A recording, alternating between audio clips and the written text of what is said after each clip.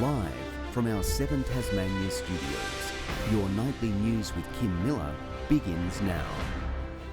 Good evening. Tasmania's AFL aspirations are close enough to touch, with the federal government expected to fund the final $240 million needed for a stadium at Macquarie Point.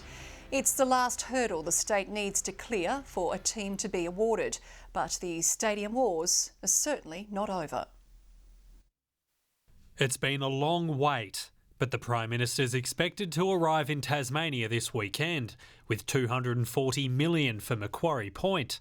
If we can use that site for recreational activity, for housing, for private sector investment, then that would be a positive thing. We are very excited that the dream of having our own team is getting closer by the day.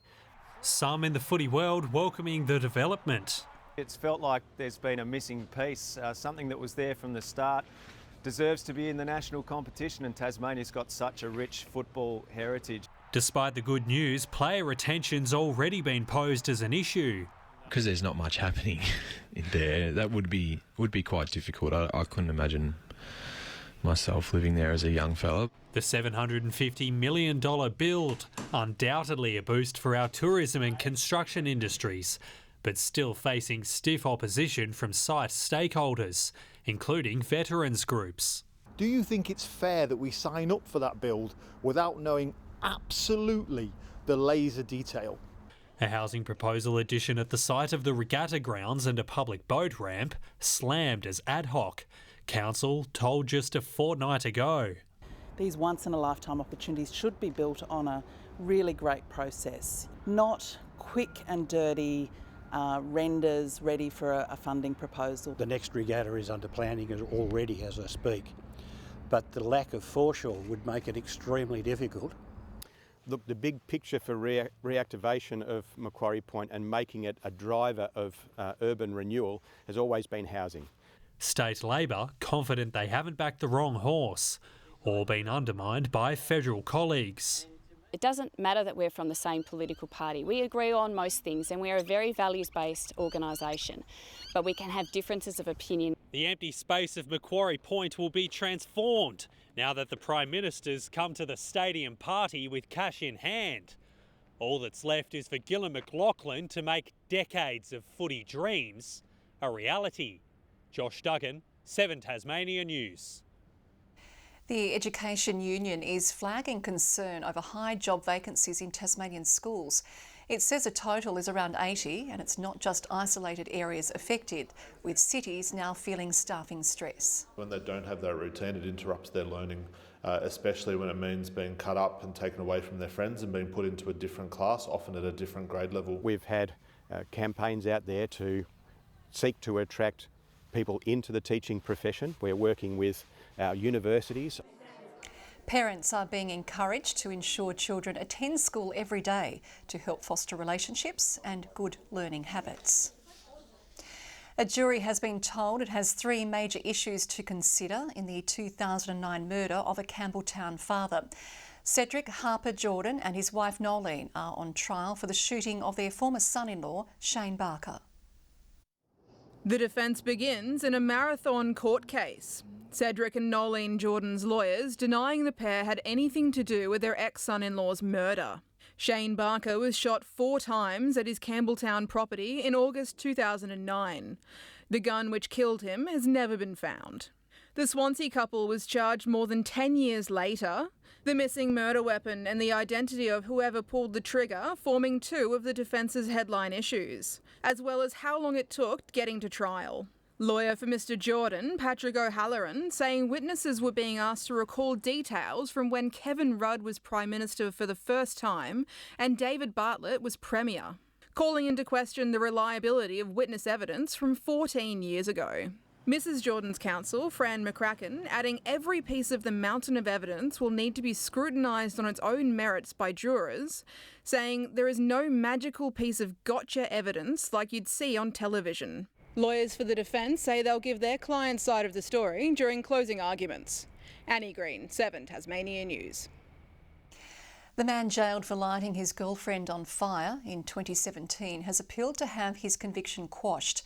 Matthew John Davey appeared in the Supreme Court in Hobart today, successfully arguing the chains on his ankles be removed. Mr Davey telling the judge he feels like a dangerous mafia boss. His lawyer then working to prove the trial was privileged and unfair before highlighting discrepancies in the complainant's testimony. The Financial Services Union is urging banks to halt any planned branch closures in Tasmania as a Senate inquiry investigates the issue. Smithton's last bank shut this month, while Kings Meadows will lose its NAB branch next month. Bendigo Bank also recently announced its Beaconsfield agency will close. The union says regional towns across the state are being left behind. In addition to having 73 towns left with no local bank branch, we've also got 60 towns with no ATM. And what that means is that in lots of towns, you can't access cash in any way, and that's a real crisis. It's estimated Tasmania has lost more than 50 bank branches since 2019. The final moments of veteran pilot Roger Corbyn's life have been shown in court during day 2 of the inquest into his death. CCTV captured at Hobart Airport shows a helicopter perform a perfect controlled approach before briefly hovering and crashing into the ground. Senior flight instructor Steve Davis gave evidence today, recounting the many times he performed hydraulic emergency drills with Mr Corbyn, saying extremely early intervention is the only way to avoid this happening again. The inquest into the November 2017 crash continues tomorrow.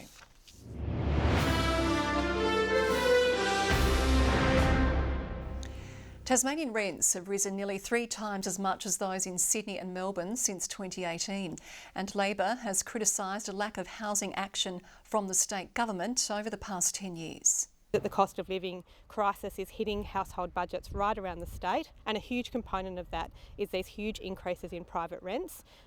No government has invested more than we have in housing in Tasmania.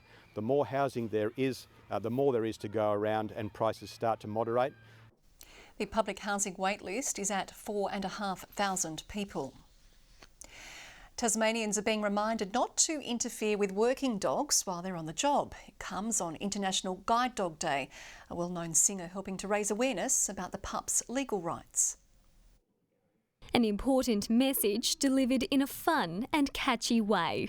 Well, a guide dog's always got your back, but just remember to please stay back. The new jingle marking International Guide Dog Day, giving Tasmanians tips on how to interact with the furry workers. It just helps with the confusion with some people in the public that might not be aware of where guide dogs can legally go. Luca Brasi's lead singer Tyler Richardson is the man behind the melody. If you want to say hi, then please say hi to my handler. I sat down and tried to write it from the dog's perspective, what they actually might want to be. So I just thought, what do we need to talk to people about? What do they need to know? His passion stemming from his experiences as a teacher. I work with a lot of vision impaired children who actually need these access rights, and people don't seem to quite understand how dogs should be approached. The song is available on the Guide Dogs website along with more tips on the dog's access rights. The team now hinting at a video to complement the lyrics. Stay tuned, there may be one in the works. There are currently 28 guide dogs on duty in Tasmania, with 5 people still waiting for their own 4-legged companions. The organisation now on the hunt for more people to help raise and train the pups. Guide Dogs Tasmania is hoping to raise even more awareness through its online auction next month. Brianna Boylan, 7 Tasmania News. Crash on Meander Valley Road at Hadspen this morning has prompted a warning to slow down and drive to the conditions. Launceston residents woke to a thick blanket of fog over the city. Patchy morning fog is expected again tomorrow across the state's north.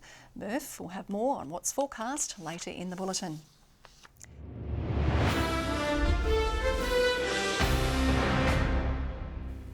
All 3 of our NBL 1 sides will have the job of taming the Tigers when Melbourne visit the state for a double-header this weekend.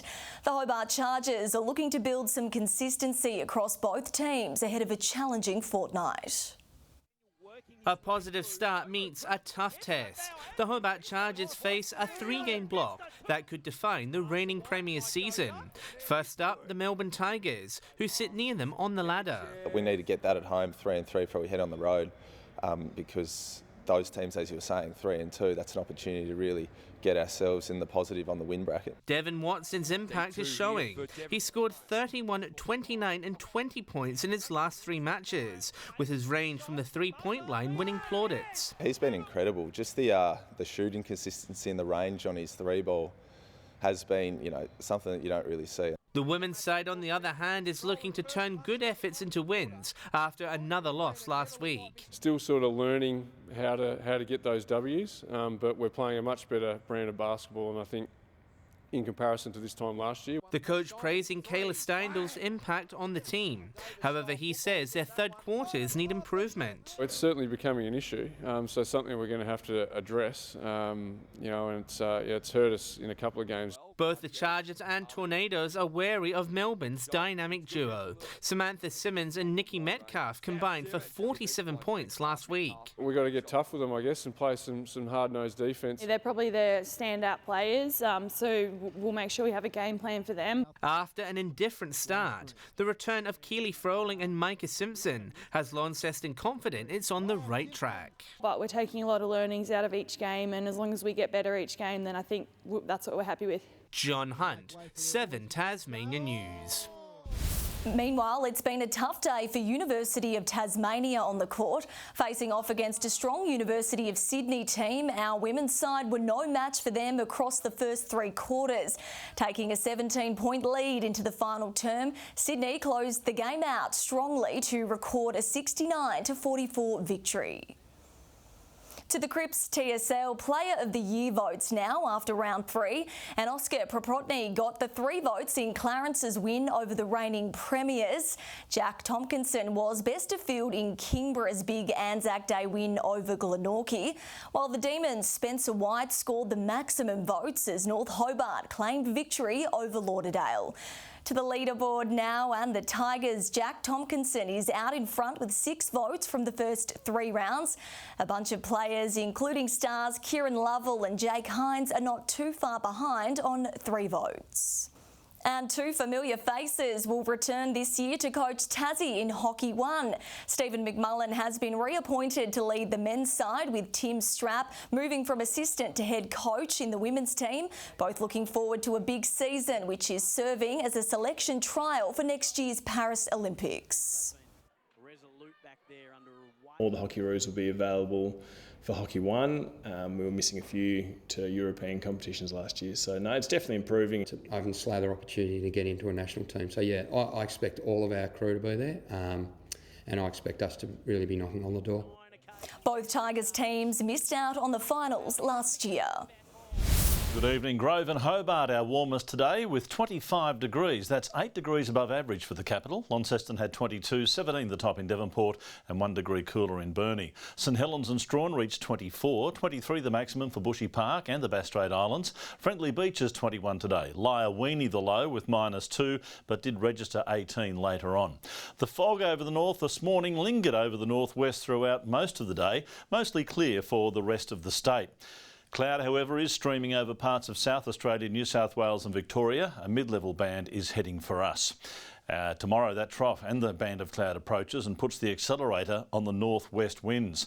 Those winds northeasterly to start with, they'll tend northwesterly later at 20 to 30 knots over most waters, slight swells for most regions. A strong wind warning has been issued by the Bureau for waters between Tasman Island, clockwise around to the northern tip of Flinders Island, along with the Central Plateau Lakes. Forecast for tomorrow. Partly cloudy for Hobart, 22 the top, same for New Norfolk, but a shower or 2 there, a shower for Cygnet and 21 degrees. Launceston, chance of early morning fog ahead of showers and a top of 21, 19 for Devonport, early mist. Campbelltown showery as well. 18 for Burnie, early mist, tending to showers. Showery for Strawn and Smithton, both expecting 20 degrees. And St Helens a shower or 2, 22, 21 for Swansea. Showers increasing over Fingal with 20 the maximum.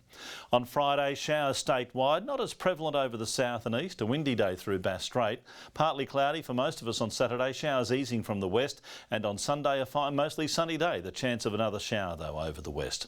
Showers clearing from Perth and Adelaide tomorrow. A windy day as showers develop in Melbourne. A sunny 25 in Sydney, 25 also in Brisbane, but showers on the way there.